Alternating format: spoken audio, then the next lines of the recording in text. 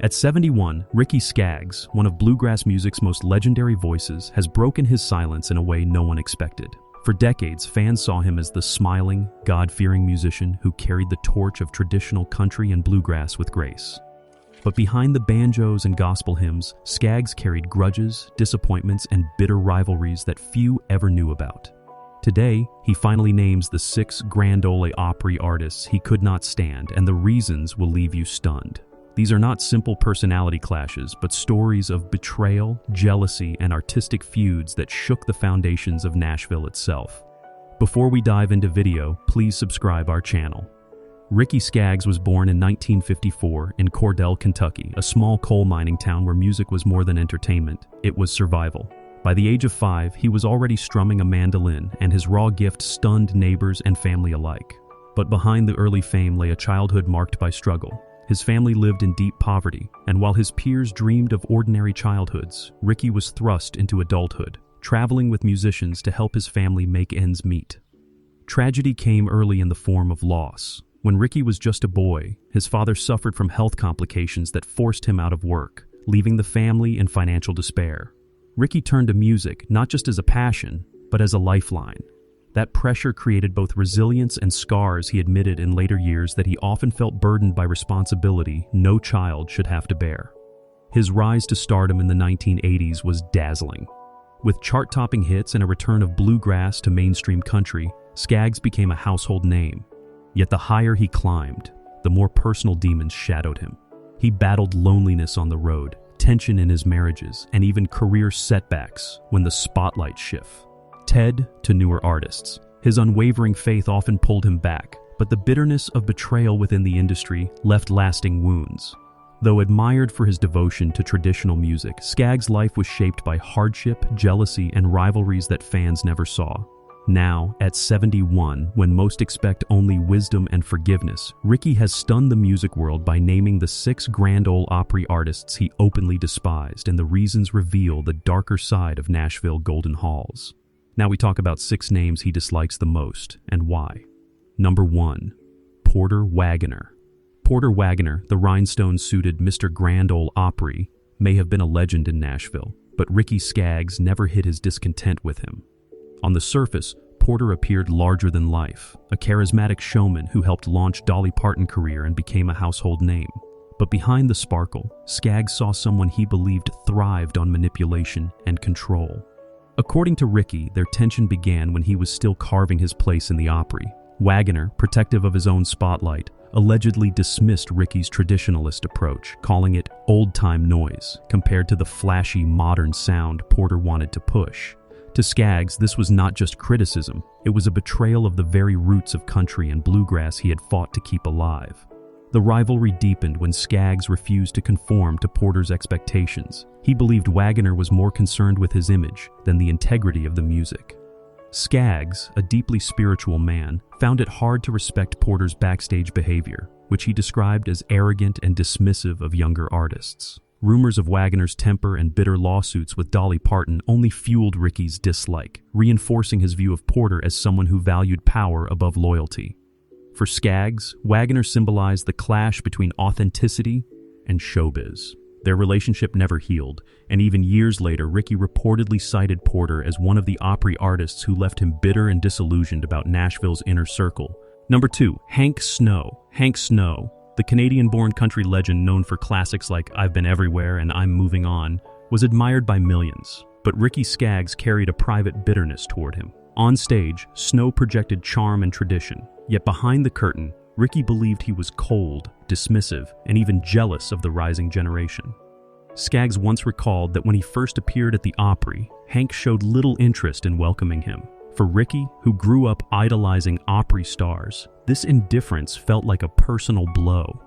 Instead of encouragement, Snow reportedly viewed younger acts as competition, especially those who championed the roots of bluegrass and gospel, genres Hank himself had distanced from in pursuit of mainstream success.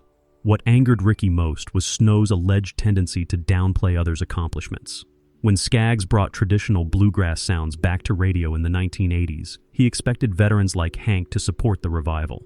Instead, Snow brushed it off as nostalgia and warned that it would never last. to a man who dedicated his life to preserving tradition, Ricky saw this as an insult, not only to himself, but to the legacy of country music itself. Beyond music, their personalities clashed sharply. Skaggs, known for his humility and faith, often felt that Hank's self-importance and lack of warmth poisoned the Opry's community spirit. To him, Snow represented the kind of artist who forgot where he came from, something Ricky vowed he would never become. Number 3. Barbara Mandrell. Barbara Mandrell, celebrated for her dazzling stage presence and crossover success, was one of the brightest stars of the Grand Ole Opry. But to Ricky Skaggs, she symbolized everything wrong with the industry's growing obsession with glamour over substance. While fans adored her polished performances, Ricky felt she abandoned the authenticity of country roots in favor of flashy showmanship and pop appeal. Their friction reportedly began during the 1980s, when Mandrell dominated television with Barbara Mandrell and the Mandrell sisters. Skaggs, who was struggling to push bluegrass back into the mainstream, believed her variety show style cheapened the Opry's tradition. To him, her approach was less about preserving country music and more about chasing ratings and mainstream fame. Ricky also disapproved of what he saw as her willingness to bend the genre until it nearly broke. While Mandrell's hits blended pop, R&B, and country, Skaggs believed this blurred the identity of Nashville's heritage. He often commented that artists like her made it harder for traditionalists to keep their place in an industry driven by trends. Behind the scenes, their personal interactions weren't warm either. Skaggs viewed Barbara as distant and business-minded, someone who rarely engaged with younger artists unless it benefited her career. In his eyes, she embodied the shift from community-driven artistry to corporate-driven stardom. For Ricky, Mandrell's legacy at the Opry was less about music and more about spectacle, a direction he deeply resented and could never reconcile with his vision of true country tradition. Number 4. Garth Brooks. Few names in country music loom as large as Garth Brooks. With record-breaking sales and stadium-filling tours, he became the face of 1990s country. But Ricky Skaggs never admired him the way the world did. To Ricky, Garth symbolized the commercialization of country music, turning heartfelt tradition into a flashy spectacle. Skaggs once remarked that Garth's brand of country leaned closer to rock and pop, drowning out the roots that pioneers like Bill Monroe and Flat Scruggs had built. For Ricky, who fought to preserve bluegrass within the Opry, Brooks's rise represented the very betrayal of heritage he feared. He felt that Garth's mega shows, with their smoke machines, thunderous lights, and over-the-top theatrics, reduced country music to entertainment gimmicks rather than storytelling. Their paths crossed backstage at the Opry, but Ricky was unimpressed by Garth's global stardom. He considered Brooks courteous on the surface, but too focused on self-promotion and business expansion. To Ricky, humility was the hallmark of a true artist, and he felt Garth lacked the grounded authenticity the Opry once stood for. Skaggs also resented how younger fans equated Brooks with the future of country. In his eyes, this shift erased decades of tradition, leaving artists like him sidelined. For someone who gave his life to protect bluegrass, Garth Brooks was not just a rival, he was the symbol of Nashville's surrender to commercialism. To this day, Skaggs counts Garth among the Opry artists who fueled his deepest frustrations with the industry. Number 5. Reba McEntire. Reba McEntire, the queen of country, is adored by millions for her powerhouse voice and fiery stage persona. But Ricky Skaggs never shared that admiration. To him, Reba embodied the shift toward glamorized, pop-infused country that left traditionalists like himself fighting for survival. While her rise brought enormous fame to Nashville, Ricky believed it came at the expense of authenticity. Their friction reportedly surfaced in the late 1980s, when Reba's polished ballads and flashy videos dominated the airwaves. Ricky, who was pushing acoustic bluegrass back into the spotlight, felt her music was more about image and marketing than roots. He saw her elaborate productions, complete with Hollywood-style storytelling videos, as distractions from the simplicity and soul that once defined country music. Skaggs also took issue with her attitude behind the scenes. While Reba was known for professionalism, Ricky considered her distanciados, nint and business-driven, often more focused on expanding her brand than fostering camaraderie with fellow Opry members. To him, this represented a troubling trend, country artists turning into corporations rather than community leaders.